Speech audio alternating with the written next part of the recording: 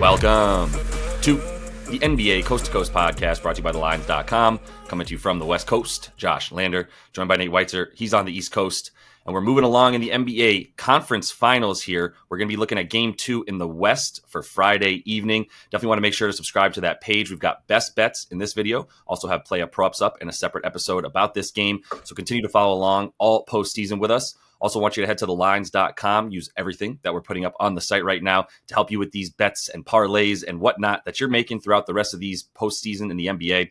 Nate, let's go ahead and get into your first bet here from Wolves, who find themselves down 1-0 to these Mavs.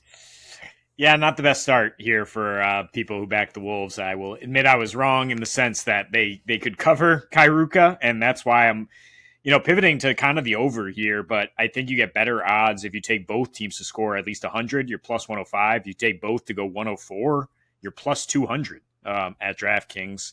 And I think both teams are going to continue to score. I mean, I expect the Wolves to bounce back offensively and make some adjustments. And I don't think they have many answers for Kyrie if he's going to be that aggressive. And Luka, still a problem for Jaden McDaniels. Both those guys came into the series averaging 31 a game in their last 5 against Rudy Gobert. And that drop defense is the first thing that they might have to adjust to, right? In terms of does Gobert sit a few more minutes? Is he up at the level more often? Does that leave them a little more exposed at the back end now with Dallas? I mean, they already crushed them in the paint and got tons of lobs. And maybe that was the adjustment they were making in game 1. So, there's just a lot of holes to plug here for a Minnesota defense that I think what we both kind of came into this one thinking these defenses are the best 2 defenses in the playoffs. And it's based on what we had seen lately. But what we had seen is Minnesota playing Denver over and over in this familiarity matchup against a team they were built to stop. This team was constructed to stop Jokic, and they're not constructed to deal with Kairuka. And that was an issue. And then Dallas, was dealing with SGA and then just a bunch of role players. And they threw the same kind of defense at Ant, or the Giannis defense, if you will, just building a wall. He did not have answers. He was just a little hesitant. We saw him kind of run into that same metaphorical wall against Denver and then bounce back with 44 points the next game, or at least lead his team down the stretch. I think he is definitely a good bet in the first quarter here to come out hot, come out aggressive, just attack the rim above all else. As good as Dallas is defending the rim, they can't necessarily stop his athleticism. And so both teams go to 105 at least and shot just really poorly on shots you would expect them to make. I know Minnesota shot well in the first half from 3, but they were 2 for 11 on the game on open threes. And Dallas, as we know, was 6 for 25 from 3, somehow still got to 108, 6 for 22 on open threes. So both teams, really struggled in the second half in terms of effective field goal percentage, but the pace was pretty good, 96 pace.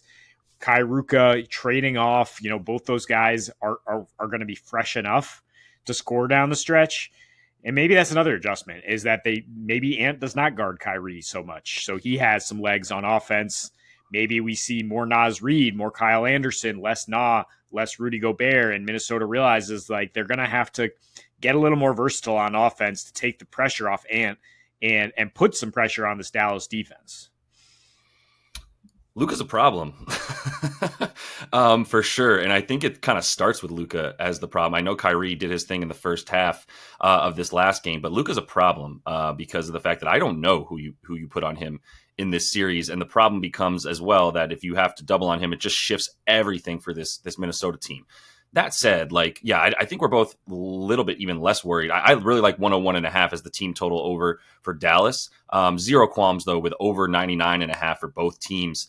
Mostly because, like we were saying, Dallas shot so poorly and still got to 109, and Minnesota honestly didn't really have it seemed way less prepared. It was a coaching masterclass, to be honest, from Jason Kidd in the way that he switched things up and kind of kept them on their toes. Finch is still a very, very, very, very, very good coach. Put him in the top 10 for sure in this league right now. And he'll still be able to make those adjustments to get his team into better position to score. Mostly, how are you going to deal with the walled off defense that is being played against Ant Edwards so he can't get to the basket? Luckily for him, he's not Giannis, so he has a 3, and he went 5 for 12 from there, and that was very helpful. I expect him to continue to hoist threes. You see that prop all the way down, like minus 170 for him to hit 3 threes in this game. I think that's a good look by the books, to be honest, and I would still actually prefer to take like plus money on over 3.5 for like slightly fewer units there. But all that is to say, like, there's so many places with room for positive regression for this Wolves team that I think that they should get back to that 105 to 110 mark. And yeah, we still see this game around, in between 210 and 215, I think is still a good marker for this game in general. And I look, like, unless you think there's a huge letdown game coming from the Mavs and they're going to lose complete focus, then they should be hanging around in this thing big time for sure. So I'm going to kick it off with a head-to-head points bet for Luka and Ant. And I know that the thought process is Ant's going to come back with a big game, but this is not the same defense that we saw recently. And there's a couple of things, too, that just fall in line with what you were saying. Like, just stamina is a really good starting point. Chasing Kyrie all over the floor was something that was spoken about heavily before last game. It came to fruition, as Reggie Miller reminded us like 9 times in the fourth quarter when he was talking about how tired Ant was. Which, I mean, at one point they were like, is Ant injured? It was like, oh, no, he just needs to like legitimately catch his breath. And that was actually the reason for some of those assists from Ant.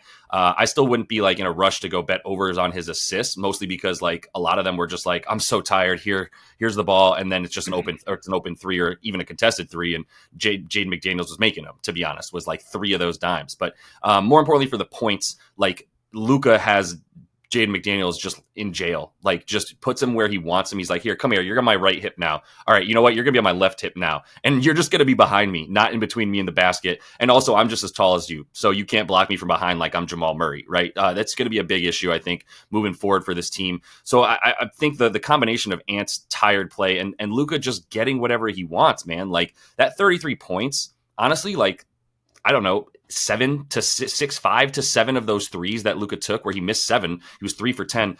Didn't need him. Just didn't need him. Took him anyway. Took some fall away stuff. Maybe he was a little bit tired, but didn't need him. Could have had, better looks at the basket each and every time, which probably would have gotten him a few more dimes, actually, because he would have kept forcing Rudy to decide, am I going to come up and try to block this shot for Luka? They've got to fix that. But either way, I don't know that it matters because, like I said, Luka is getting to his spots on the floor. And even when they doubled him, he got some screens and double screens that helped him get out of it and was just running free at that point inside the 3-point line. I expect that to continue. He was 9 for 16 from twos. A couple of those were just rolled in and out. Honestly, in the first quarter, he had like 3 that were just like little push shots inside of 7 feet and just went right in and out. And there's still some opportunity for that to improve for him as well. His last 3 versus Minnesota, he's just so clearly focused on scoring. And that's all 3 this season as well. 35.5 points per game, 26 attempts from the field, and about 7 free throws, shooting 49-33 splits. And that's just what he did in this last game. He scored 33. He shot 7 free throws. Right. He had the 30% from deep. And then actually a little bit better than 50%, closer to 60% from the field because of those easy shots. The potential assists down at 15 and the rebounds, something he's not really focused on. It's like he's pretty focused, it seems, on scoring and making sure he gets his shots. As for Ant, like, look, man, he's going to be tired this whole series. You take him off of Kyrie, you're going to have more issues. Then you're talking about the need to either take off Rudy, take off, Cat, like somebody's got to come up. It's Rudy or Mike Conley. Those are the 2 dudes that I would say are the top candidates for less time in this upcoming game. But I don't know that you can do that. Like if you take him off of Kyrie, who's guarding Luka at that point, if it's not Ant, because that was Ant's secondary sort of responsibility when it wasn't Kyrie that he was guarding Luka for about 2.5 minutes of the game. That was the dude he guarded the second most. So a lot of this is strictly the amount of energy that he's putting forth on defense. That is, it's going to be tough to really catch your breath in any game if that's what his defensive matchup is. And if that's not his defensive matchup, then what are the matchups for this team that you feel comfortable with? That's where I would start. And then the other thing here, and by the way, the other thing that adds to that stamina is like Luka and Kyrie are just like your turn, my turn, or your turn, your half, my half. Like it doesn't matter. Who's ever more tired, and Kyrie did look a little bit more tired in the second half, then yeah, we'll just go to Luka. There's just not even a backcourt that's close to this team. But and for Ant, like he's getting the Giannis treatment. more than anything. And it's like a somewhat variation of the same defense that Dallas played against SGA in the last series, but there's even less holes in the middle of the lane because they know that if Ant gets any kind of momentum going towards the basket, it's very tough to stop once he's like about to take off in the air. Like not many dudes are going to be able to keep up with him at that point.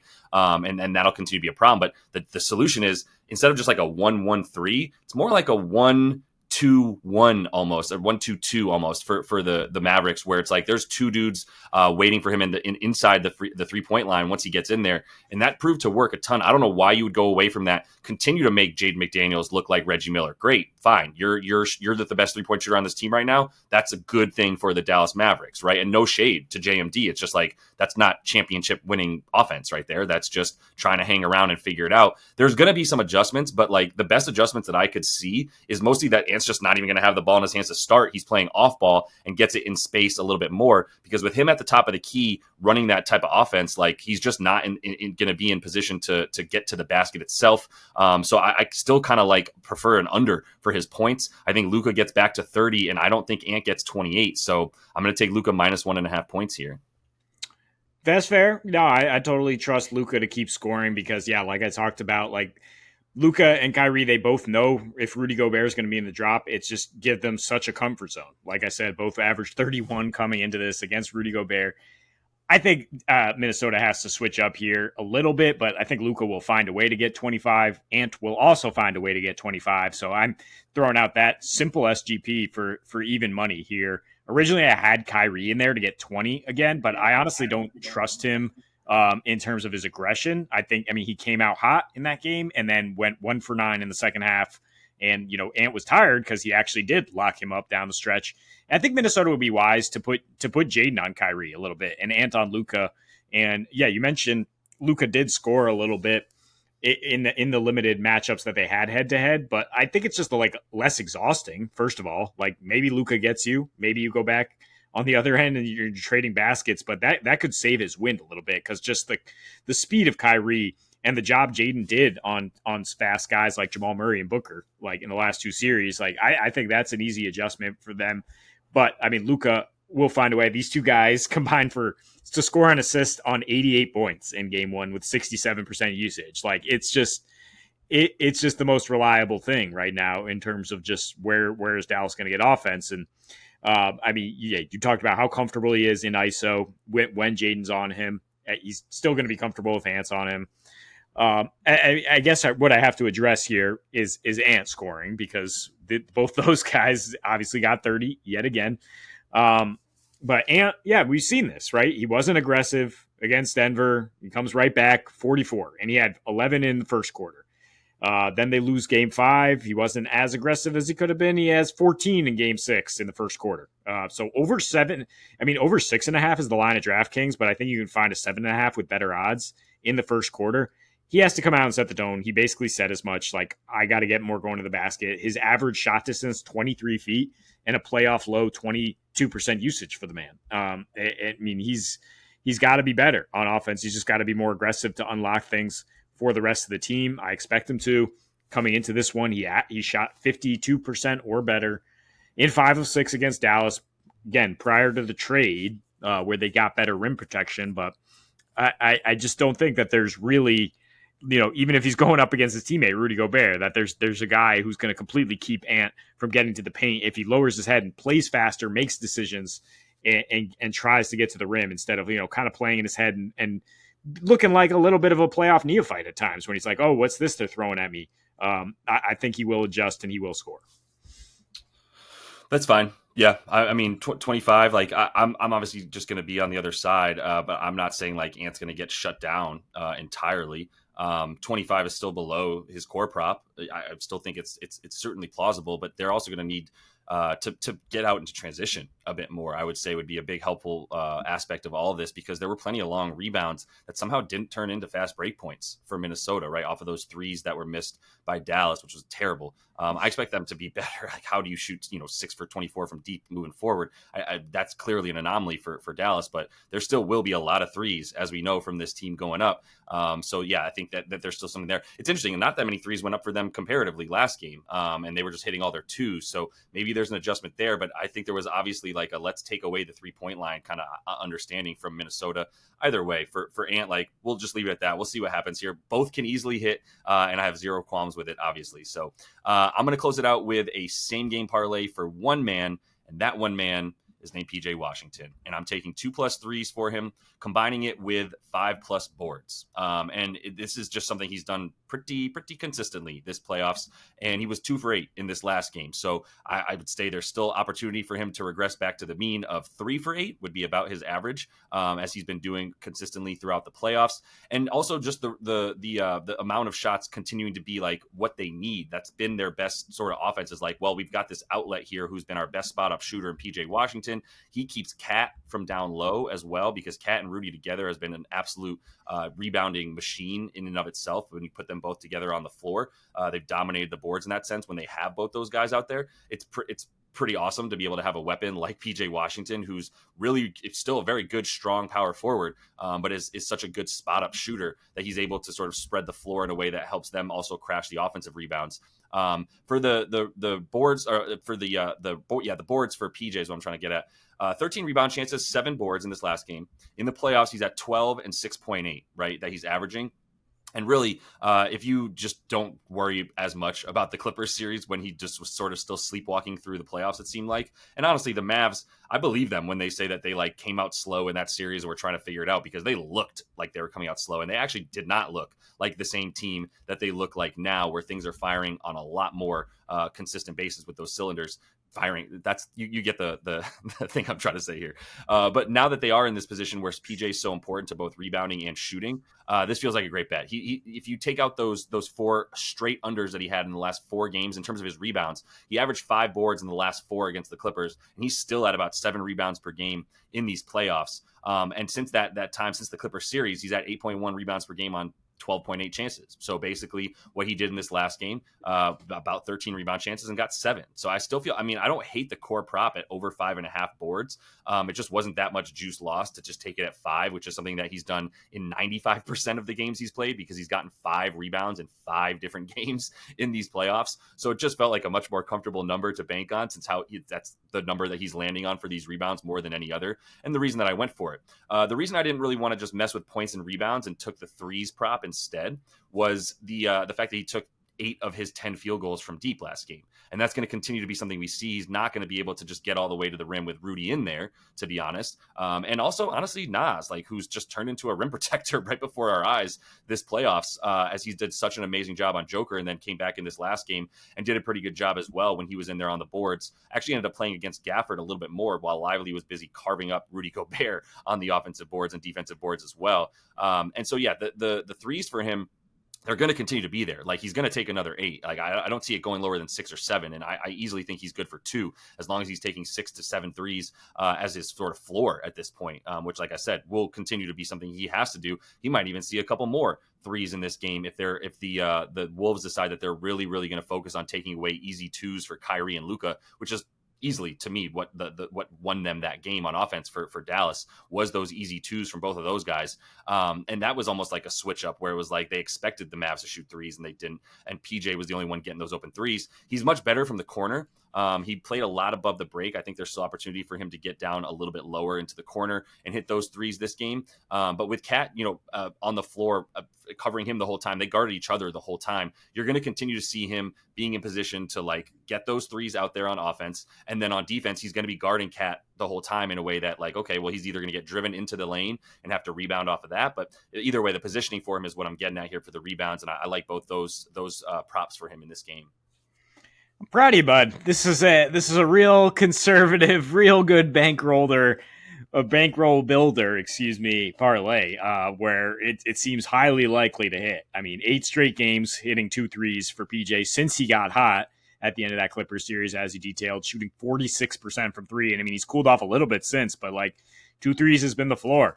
Even if he has to wait till the fourth quarter to hit them, because he's playing almost the whole damn game, and he's going to come up clutch. And I mean, the Wolves are going to kind of overreact a little bit to Kairuka at this point, right? And give him a few more of those wide open opportunities. Rebounds speaks for themselves. So yeah, I think this is very likely to hit. You all heard it live. I got the stamp of approval on this one. Pretty happy with it myself. Could not believe we got minus 115 for him to do something he's been doing all playoffs with these 2 threes and 5 rebounds. So that's all the time we have for you, though, in this Best Bets episode. Also got Play Up Props up in another episode as well. We're bringing you both these videos each and every day now moving forward throughout the postseason. So continue to follow along. And until we see you next, happy betting.